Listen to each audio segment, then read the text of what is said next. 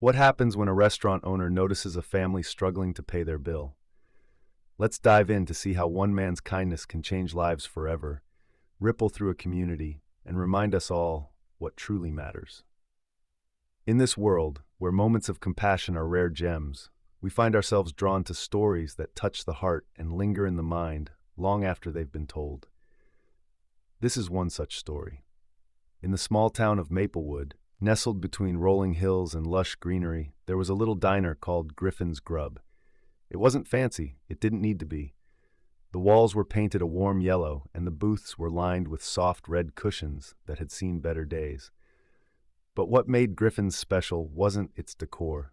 It was the man behind the counter, Ron Harper.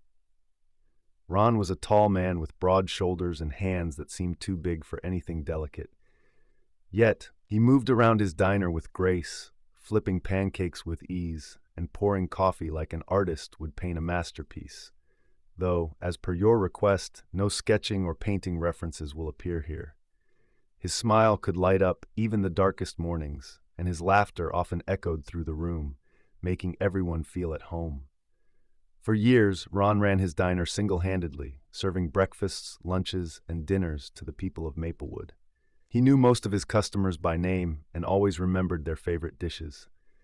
To him, running a diner wasn't just about food, it was about connection, about creating a space where people felt welcome and cared for. One chilly autumn evening, as golden leaves swirled outside the windows, something unusual happened at Griffin's Grub.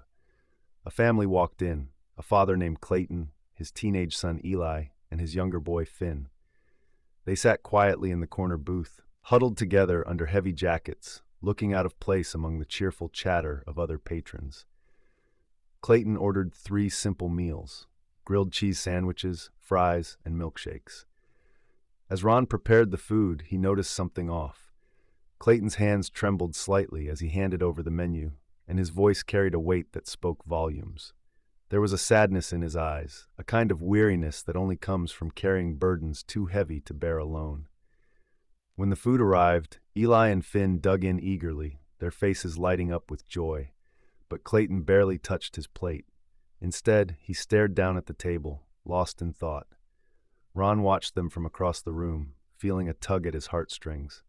Something told him this wasn't just another meal for this family, it was something more. Later, as the family finished eating, Clayton pulled out a crumpled wad of bills from his pocket.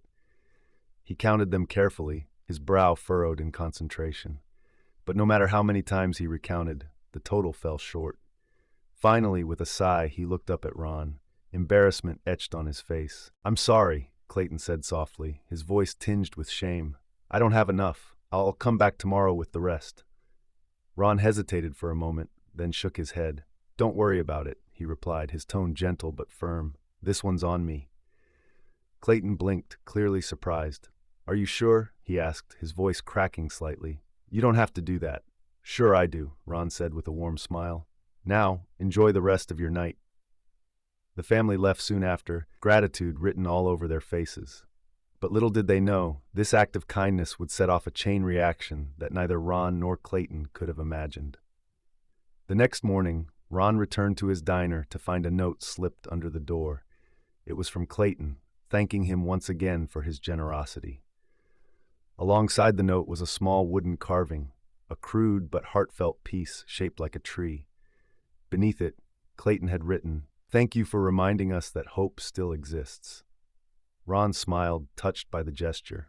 He placed the carving on his desk where it stayed for weeks, serving as a reminder of the impact a small act of kindness could have. But the story doesn't end there. A few days later, a local blogger named Trevor Lane visited Griffin's Grub. Trevor specialized in sharing human interest stories, hoping to inspire others with tales of everyday heroes. During his visit, he overheard a group of customers talking about Ron's recent act of kindness toward the struggling family. Intrigued, Trevor decided to write about it. His article went live the following week, titled "Maplewood's Hidden Hero: How One Man's Kindness Changed a Life." Within hours, the story spread like wildfire. People from all over the country began commenting, praising Ron's selflessness and sharing similar experiences of their own. Some even donated money to Griffin's Grub, wanting to support a man who cared so deeply for his community. As the attention grew, so did the pressure. Reporters from national news outlets descended upon Maplewood, eager to interview Ron. At first, he resisted the spotlight, uncomfortable with being called a hero. "I just did what anyone else would have done," he insisted. But eventually, he agreed to speak, hoping his story might inspire others to extend a helping hand. During one of these interviews, Trevor asked Ron why he chose to help the family, knowing he himself wasn't wealthy. Ron paused for a moment, searching for the right words. Then he spoke, his voice filled with emotion. "Sometimes life throws curveballs we're not ready for," he said slowly. "We lose jobs, face medical bills, or deal with things beyond our control. And when those moments come, all we want is someone to say, 'It's okay, you're not alone.' That's what I wanted to give them. A moment of peace, a chance to breathe." His words struck a chord with millions of viewers, sparking conversations about empathy and community. For many, it was a wake-up call, a reminder that even the smallest acts of kindness can make a difference. However, the real twist came weeks later, when Clayton reappeared at Griffin's Grub. By now, Ron's story had reached every corner of the internet, and the diner was bustling with visitors eager to meet the man behind the viral sensation. Amidst the chaos, Clayton stepped forward, his posture straighter than before, his eyes brighter. "Ron," he began, his voice steady but emotional, "there's something I need to tell you." Ron raised an eyebrow, curious. "What's that?" Clayton took a deep breath. "That night you helped us, it changed everything. Afterward, I realized I couldn't keep living like this. So I applied for a job I'd been putting off for months. I got it, and now I'm working full-time. We're getting back on our feet, thanks to you." Ron's jaw dropped. He hadn't expected this revelation. "That's incredible," he managed to say, his voice thick with emotion. "I'm so proud of you, Clayton." But Clayton wasn't finished. "There's more," he continued. "Because of your story, my employer heard about me. Turns out he read Trevor's article and thought highly of me for admitting my struggles and fighting back. Now he's offered me a promotion. My boys and I, we're going to be okay." The entire diner erupted in applause, tears streaming down some faces. Even Ron found himself blinking back tears, overwhelmed by the magnitude of what had transpired. The second twist unfolded weeks later, when Trevor returned to Maplewood for a follow-up story. This time he brought along a representative from a major nonprofit organization.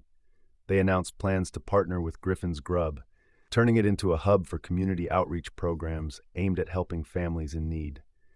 Through these efforts, Ron's Diner became more than just a place to eat. It became a symbol of hope and resilience. Families struggling to make ends meet could visit and receive free meals, while volunteers gathered to offer support and resources. What started as a single act of kindness transformed into a movement, inspiring countless others to pay it forward. Years later, when asked about his legacy, Ron simply smiled. "I didn't set out to change the world," he said. "I just wanted to help one family. If that's all I ever accomplish, I'll consider it a success." And perhaps that's the lesson we should carry with us.